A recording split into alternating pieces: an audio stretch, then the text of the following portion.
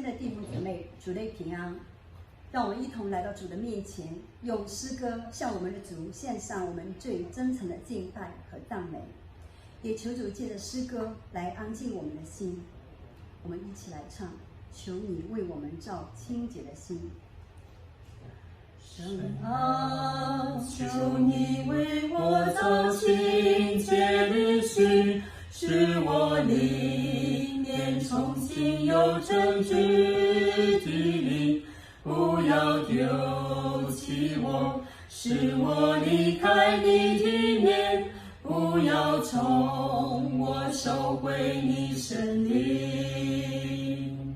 求你使我人的救恩之乐，使我乐意的灵来扶持我，你的杖，你的竿，领我到你的面前，使我走正义路。神啊，你是拯救我的神，我的好处不在你以外。我的舌头高声歌唱你赞，我的口传扬赞美你的话。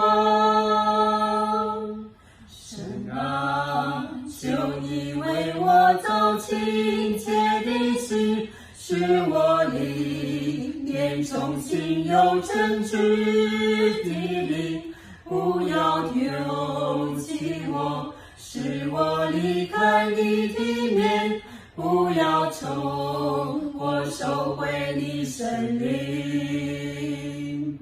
求你使我人的救恩之乐，赐我乐意的灵来扶持我，你的杖，你的竿，领我到你的面前，使我走正义路。神啊，你是拯救我的神，我的好处不在你以外。我的舌头高声歌唱你赞，我的口传扬赞美你的话。神啊，求你为我造清洁的心，使我里面重新有正直的灵，不要丢弃我，使我离开你的面，不要从我收回你生命。智慧的王所罗门说：虚空的虚空，凡事都是虚空。人一生的劳碌，就是在日光之下的劳碌，有什么益处呢？日光之下没有心事，日光之下所做的一切都是虚空，都是不丰。日光之上是另一方的景象，创世的君王亲自向世人显明他的心意，就是神爱世人，甚至将他的独生子赐给他们，叫一切信他的不至灭亡，反得永生。这是生命的意义，永恒的方向，也是我们基督徒那看不见的盼望。日光之下有一个你，忙碌的人群中日寻觅。日光之下有深深叹息，成功失败尽都空虚。眼看看不饱，听听不足，万事令人厌，凡人心之所及。日光之下有一个你，世世代代谁曾见你？日光之上有深深叹息，生命多像不分浊影。日光之上有个奥秘，亲手揭开生命之谜。日光之上发出言语，深爱世人直到如今。今生有依靠，来生有盼望，迎接神在心，迎接天国降临。日光之上有个奥秘，神的心意记在圣经。日光之上发出言语，有爱的人都应当听，都应当听，都应当听，应当听。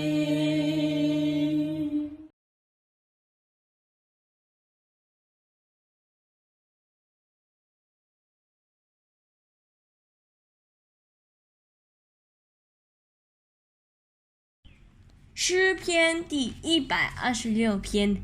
当耶和华将那些被掳的带回西安的时候，我们好像做梦的人，我们满口喜笑，满神欢呼的时候，外邦中就有人说，耶和华为他们行了大事，耶和华果然为我们行了大事，我们就欢喜。耶和华，求你使我们被掳的人归回，好像南地的河水复流，流泪撒种的比欢呼收割，那带种流泪出去的比欢欢乐乐的带禾捆回来。阿们。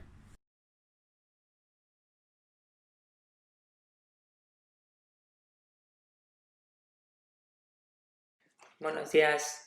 Hoy quiero compartir con vosotros un pasaje que está en la carta que Pablo escribió a la iglesia de los romanos, es decir, la carta a los romanos en el capítulo 8, los versículos 18 al 30, y dice lo siguiente: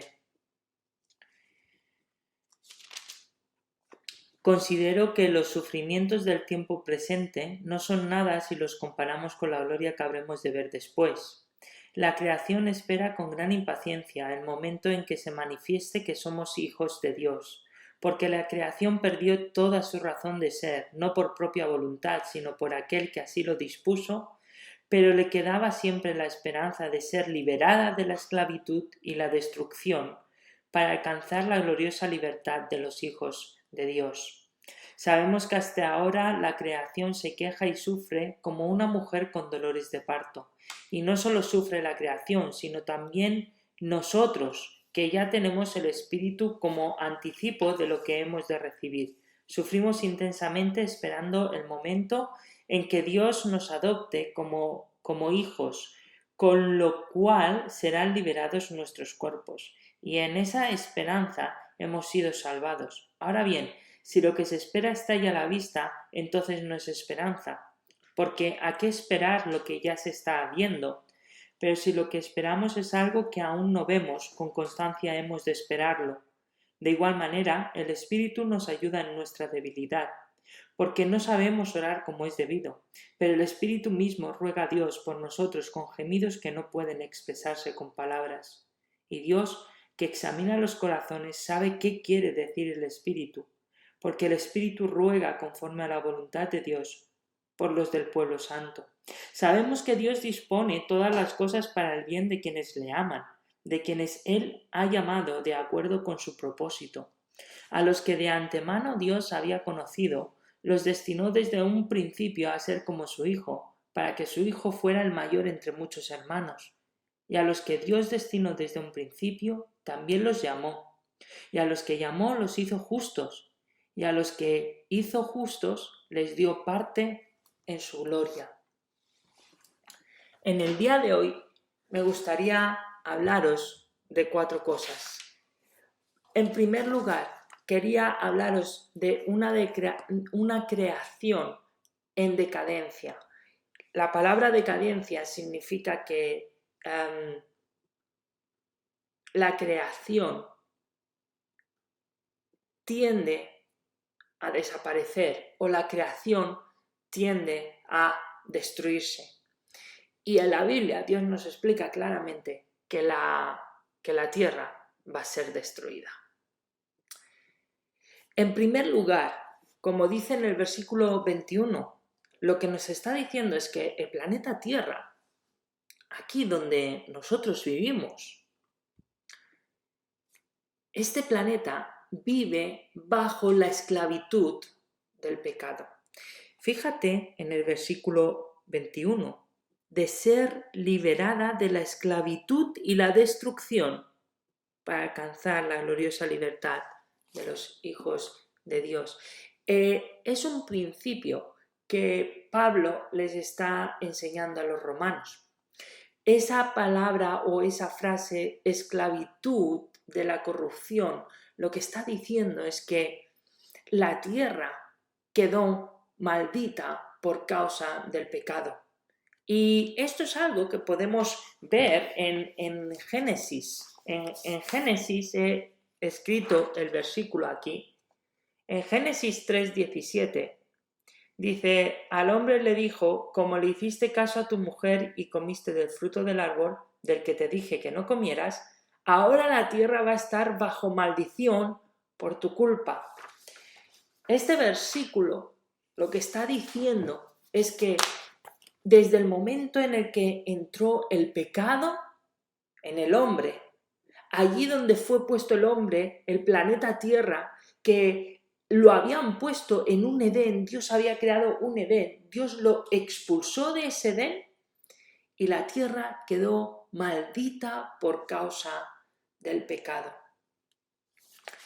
¿Y qué consecuencias tiene que la tierra esté maldita por causa del pecado? Pues como vemos en el versículo 22, la consecuencia es que la tierra sufre. Este planeta sufre. Mirad, el versículo 22.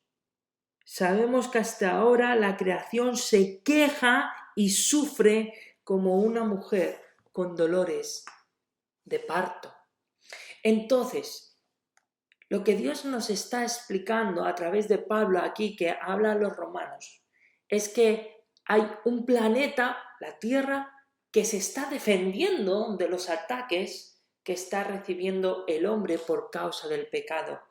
La tierra queda maldita por causa del pecado, pero el pecado del hombre aún aumenta más el problema que tiene el planeta Tierra. Es a causa del pecado que existen los terremotos. Es a causa del pecado que existen los volcanes y la lava y el fuego ardiente. Es a causa del pecado que existen los tsunamis. Es a causa del pecado que existen los virus. Y este pasaje lo he cogido porque quizá nos habla muy bien o podemos entender al leer este pasaje cómo estamos sufriendo nosotros hoy por culpa del pecado del hombre. Por culpa de ese primer pecado en el Edén, nosotros estamos sufriendo hoy una de esas consecuencias. Un virus que ha salido de la tierra, probablemente de algún animal, y que nos está haciendo sufrir.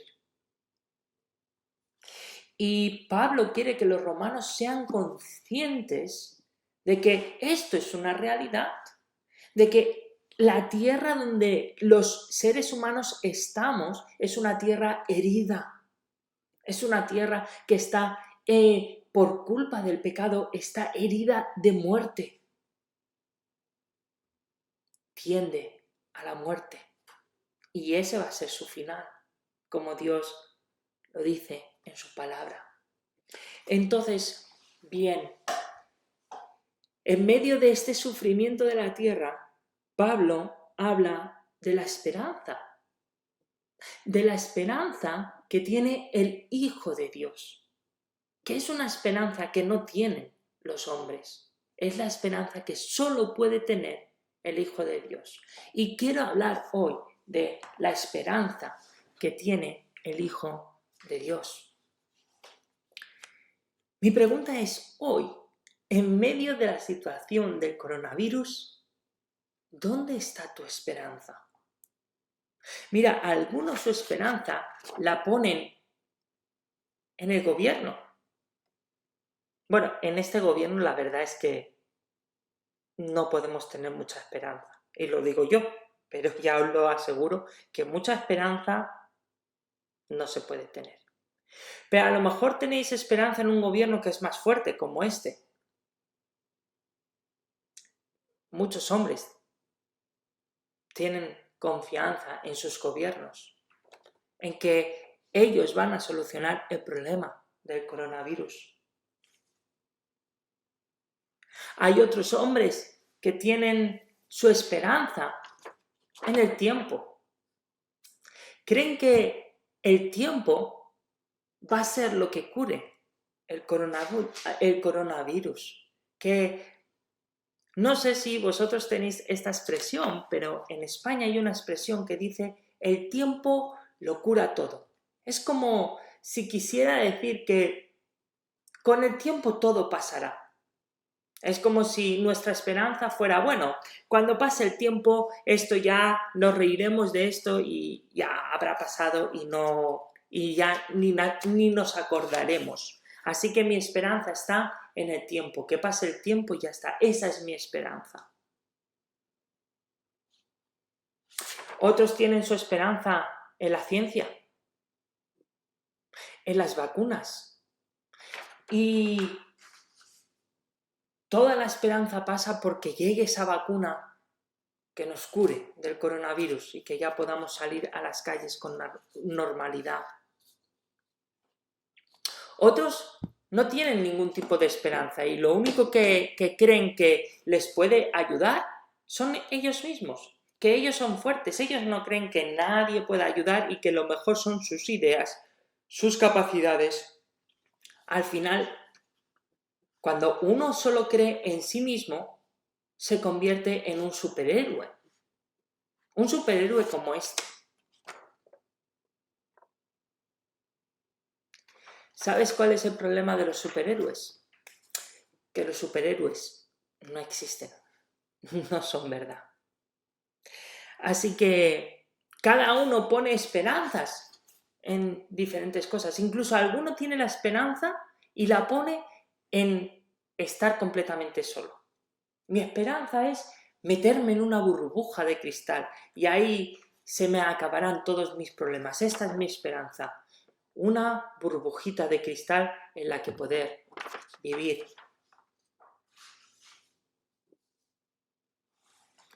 Ante una situación tan difícil como esta, uno se pregunta,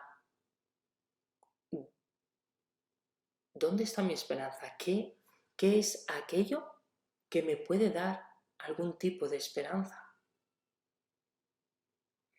Y el apóstol Pablo, aquí en el pasaje dice, mira, la esperanza la tenéis que poner en algo que no se ve. Y dices, uy, ¿cómo? ¿Algo que no se ve? Claro, porque todo esto que os he enseñado son cosas que son visibles, que se pueden ver. Los gobiernos, hasta el tiempo lo puedes ver, cómo va pasando. Las vacunas, uno mismo, sus burbujas. Pero Pablo dice que la esperanza de los que son hijos de Dios no se ve. Fíjate en los versículos 23 al 25. Dice, y no solo sufre la creación, sino también nosotros, que ya tenemos el Espíritu como anticipo de lo que hemos de recibir. Sufrimos intensamente esperando el momento en que Dios nos adopte como hijos, con lo cual serán liberados nuestros cuerpos. Y en esa esperanza hemos sido salvados. Ahora bien, Si lo que espera está ya a la vista, entonces no es esperanza, porque hay que esperar lo que ya se está viendo. Pero si lo que esperamos es algo que aún no vemos, con constancia hemos de esperarlo. La esperanza de la que habla el apóstol Pablo es una esperanza que no se ve. He estado pensando mucho en cuál es la esperanza para un hijo de Dios en el tiempo del coronavirus. La esperanza, la única esperanza que tiene el Hijo de Dios es Jesús. Y la única esperanza que el Hijo de Dios tiene es que Dios cumpla su palabra. Y la palabra y la promesa de Jesús es que Él va a venir a buscar a sus hijos para llevarlos a una tierra que no tiene coronavirus, a una tierra que no tiene enfermedades, a una tierra donde no hay terremotos, a una tierra donde no hay tsunamis, a una tierra donde no hay volcanes, a una tierra donde la gloria de Dios se manifiesta de manera poderosa y por todos los rincones. La gloria de Dios. Esa es la esperanza del Hijo de Dios. La vida eterna.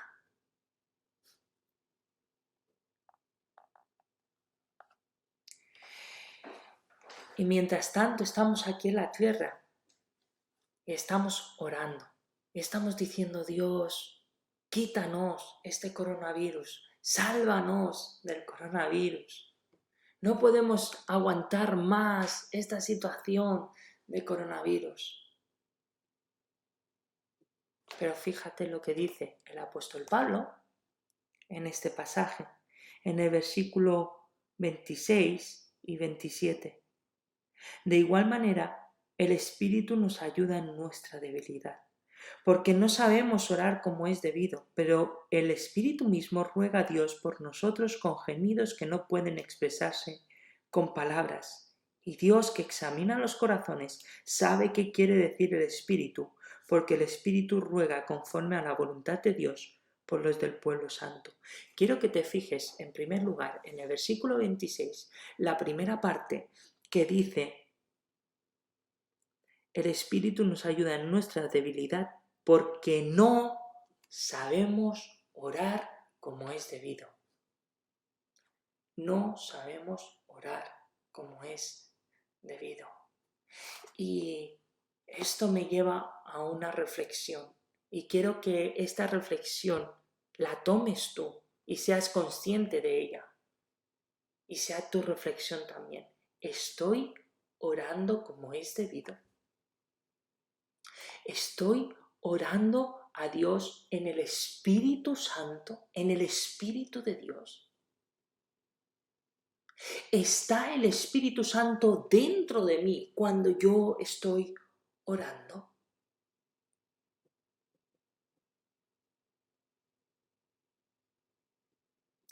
Dice el versículo 26, el Espíritu Santo nos ayuda en nuestra debilidad. Mira, aquí está la clave de si tú estás orando bien o estás orando mal. Cuando dice la expresión en nuestra debilidad, significa que cuando ya no podemos más y ya no aguantamos una situación porque es difícil y dura para nosotros, y con honestidad, verdad, nos humillamos delante de Dios, entonces el Espíritu Santo adquiere protagonismo en nuestra oración y empieza a orar como es debido. Cuando El Hijo de Dios en humildad dice: papá, yo no sé qué pasa con esto. Yo no aguanto más.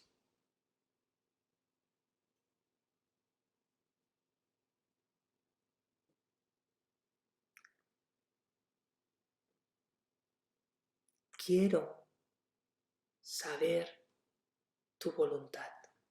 Y ahí está la clave de la oración.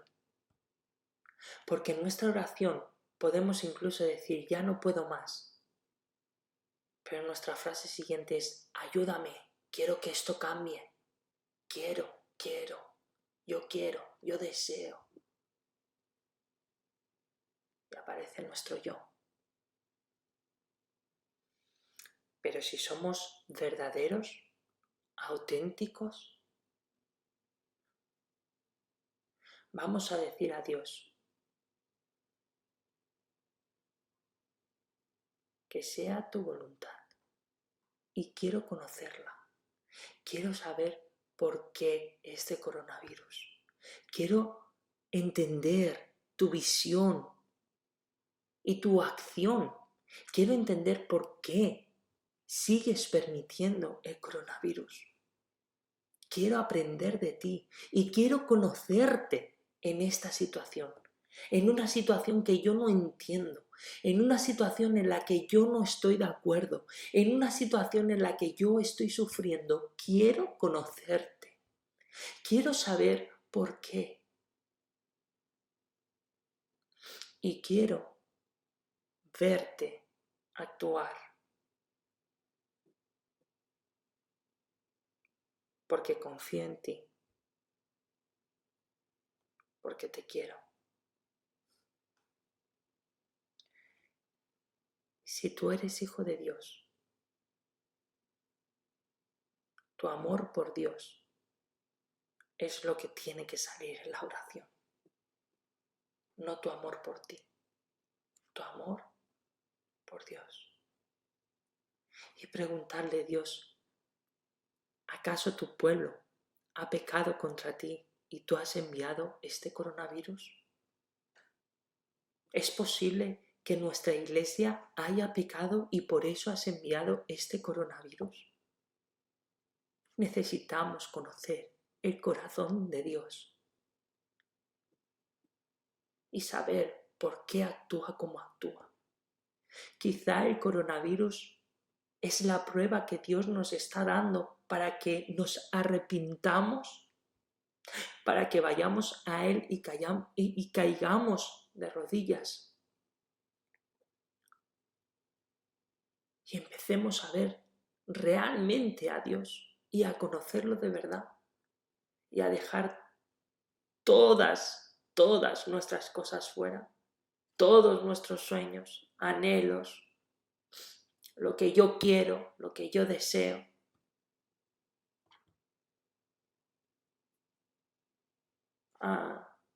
La última predicación que hice aquí en la iglesia con vosotros hablaba de que Dios a veces lo tratábamos como una máquina de refrescos y decíamos: Dios, ahora quiero esto, pues le doy al botón, echo la moneda, voy al botón y me sale lo que yo quiero.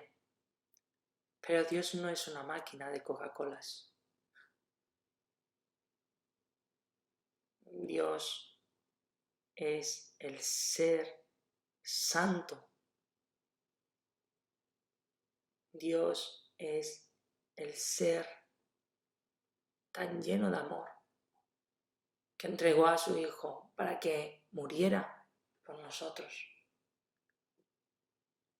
Dios es el ser que creó un mundo perfecto y que nosotros lo fastidiamos y que ahora vivimos en esas consecuencias, y aún así Dios ama tanto que provee una segunda oportunidad.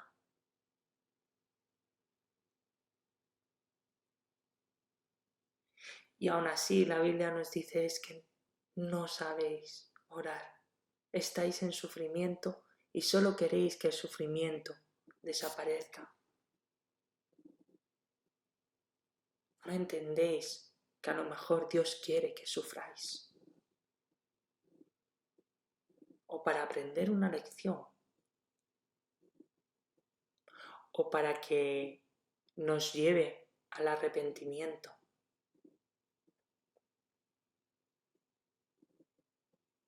Es curioso analizar la situación del coronavirus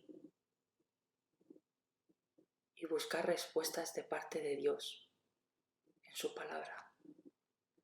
Y Dios tiene respuestas en su palabra, porque Dios sigue hablando, gracias a la Biblia, sigue hablando cada día.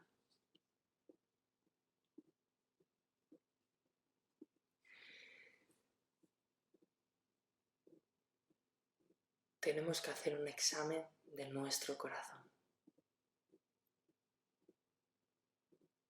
Estoy orando con sinceridad. Estoy orando buscando la voluntad de Dios. Estoy orando dando espacio al Espíritu Santo en mí.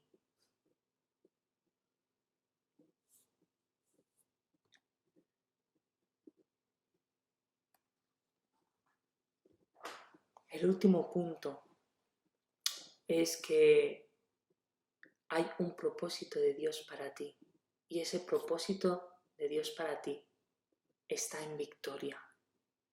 Mira, primero Dios llama a sus hijos con un propósito. Mira el versículo 28. Sabemos que Dios dispone todas las cosas para el bien de quienes le aman, de quienes Él ha llamado de acuerdo con su propósito. Y esto te dice que Dios tiene un propósito para ti. Dios tiene un propósito para ti. En medio de esta situación, Dios tiene un propósito para ti. Dios está permitiendo que pase esta situación con un propósito, porque Dios tiene un propósito para ti.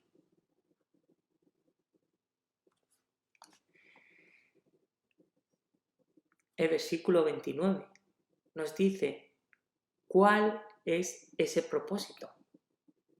Y el versículo 29 nos dice que el propósito por el cual Dios quiere que pasemos por esto y Dios quiere que seamos sus hijos y que nos ha llamado a eso, es para que seamos como su Hijo Jesús. Fíjate en el versículo 29.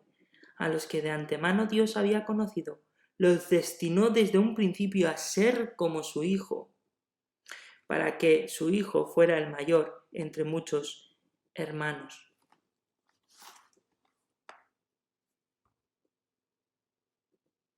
Lo que Dios quiere de propósito es que tú seas como Jesús. ¿En qué sentido?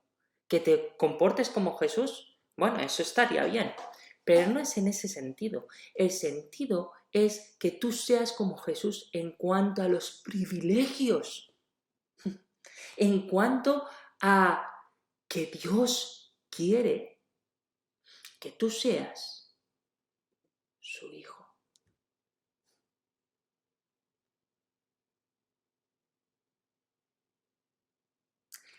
Y Jesús como el hermano mayor.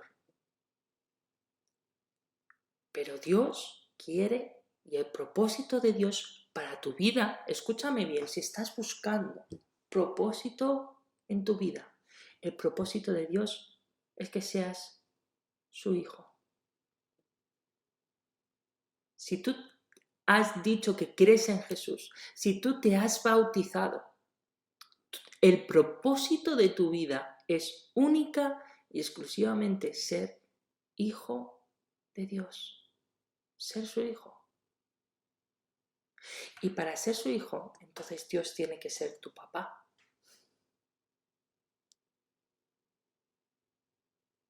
Eso cambia tu manera de ver quizá a la hora de orar.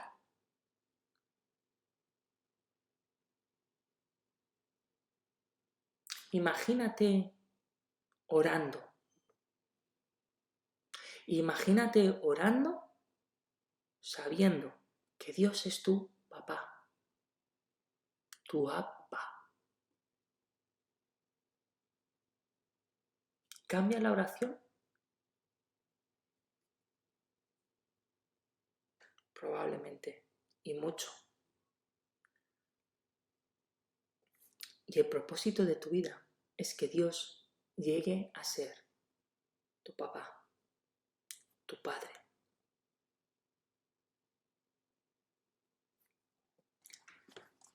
¿Cuál es el destino de todo esto, de que Dios sea tu padre? El destino final. El destino final es la esperanza. Es esa esperanza que hemos dicho que no se ve. Y ahora te voy a decir cuál es la esperanza que no se ve y que permite pasar el coronavirus y, aunque haya sufrimiento, tener una esperanza que se pone por encima de ese sufrimiento o de ese dolor o de ese miedo. Y la esperanza es que el Hijo de Dios tiene una promesa. Y la promesa es la vida eterna. Y hace 3 meses, me acuerdo, que bajaba por las escaleras de aquí de la iglesia y una joven me preguntó, Abel, ¿qué va a pasar con esta situación de coronavirus? Esto es algo muy malo, ¿verdad? Y le dije, sí, la situación es mala, pero yo no tengo miedo. Y me dijo, ¿no tienes miedo? ¿Por qué? Y le dije, ¿sabes qué? Si me muero, para mí, mejor. Y se quedó súper sorprendida. A lo mejor también tú te estás quedando sorprendido de que haga esta afirmación. Si yo me muero, para mí, mejor. ¿Eso significa que quiero morirme? No, no busco morirme, por supuesto que no. Pero es que el Hijo de Dios entiende que la esperanza de su vida no está aquí, sino en la vida eterna. Por eso, si yo voy al cielo, seré la persona más feliz del mundo. Por eso, si yo voy a la eternidad, tendrá sentido lo que yo estoy predicando. Y lo que estoy predicando es que el Hijo de Dios, su esperanza está en los cielos. ¿Por qué su esperanza está en los cielos?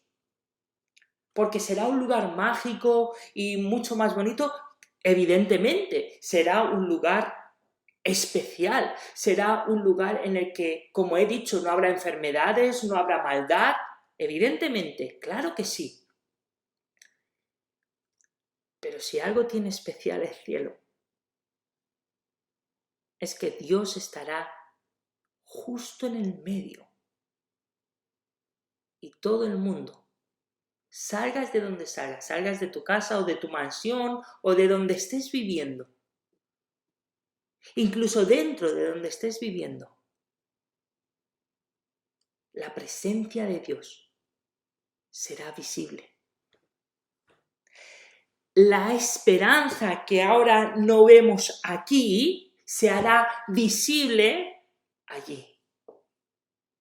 Aquello que no podemos ver y que deseamos, que el Hijo de Dios desea con todo su corazón, que es llegar y estar con su Padre celestial, su Abba, su papá. Y aquello que ahora no se puede ver porque no podemos ver a nuestro Padre, allí será posible.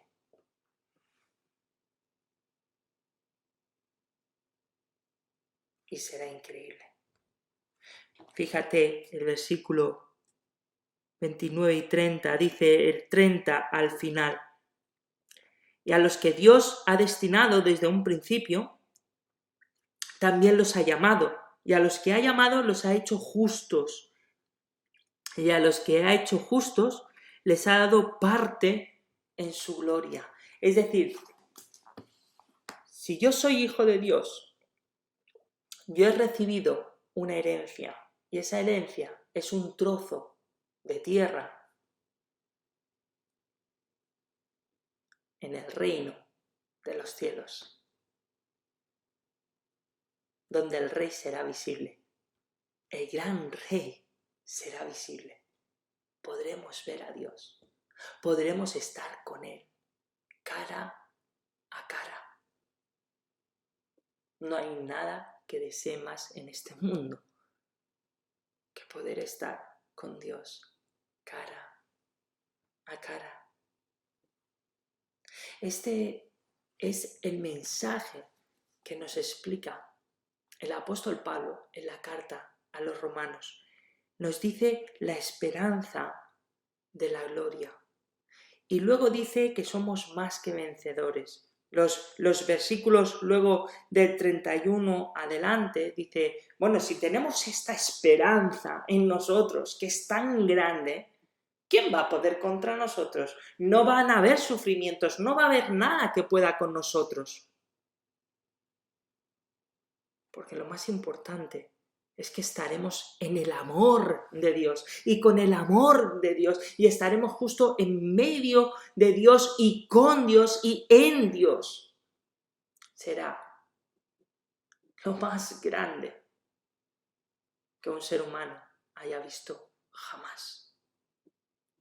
Por eso el versículo 39, que es como acaba este capítulo, dice, ni lo alto, ni lo profundo, ni ninguna otra de las cosas creadas por Dios, nada podrá separarnos del amor de Dios que ha mostrado en Cristo Jesús, nuestro Señor.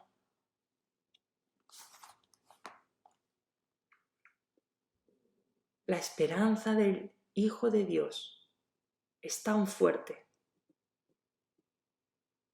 y tiene un cimiento tan grande en su amor que no va a haber nada que pueda con ello. Por eso, queridos hermanos, el coronavirus no puede con nosotros, porque nuestra esperanza es mucho más grande. El amor de Dios lo cubre todo. Así que somos conscientes de que estamos en una creación que está a punto de ser exterminada y ese es su destino final. Entendemos que la única esperanza que puede tener un hijo de Dios aquí en la tierra es una esperanza que ahora aquí no se ve, que necesitamos al Espíritu Santo para poder orar, hablar con Dios de manera correcta y que tenemos que dar espacio a ese Espíritu Santo para que realmente nos conecte con Dios y podamos hablar con Él como si fuera nuestro Padre. Que el propósito de todo esto ha sido que Dios quiere que seamos sus hijos y que aquellos que somos sus hijos nos ha dado esa esperanza que no se ve, pero que es una esperanza gloriosa, que es la esperanza de que un día estaremos cogidos de la mano de nuestro Padre Celestial y que estaremos viviendo en su reino.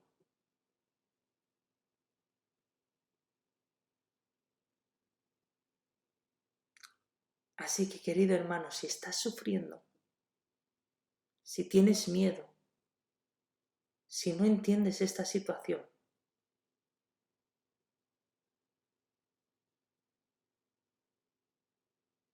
si eres hijo de Dios, tú tienes una esperanza que no se ve, pero que puede con todo.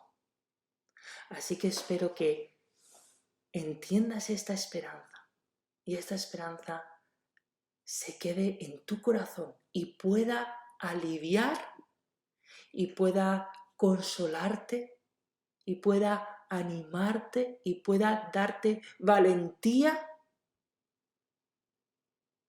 para decir, el coronavirus no va a poder conmigo. Esta situación no va a poder conmigo porque mi papá me ha prometido que siempre va a estar conmigo, que está aquí en la tierra, pero que el destino final, que es el que importa, ahí lo tengo asegurado, que voy a estar con Él. Además lo voy a ver cara a cara, además lo voy a poder tocar y voy a poder estar siempre con Él. Espero que esto avive el corazón de cada uno de los que formamos parte de esta iglesia y que este mensaje nos dé consuelo y fuerza en medio de una situación difícil. Que el Señor os bendiga.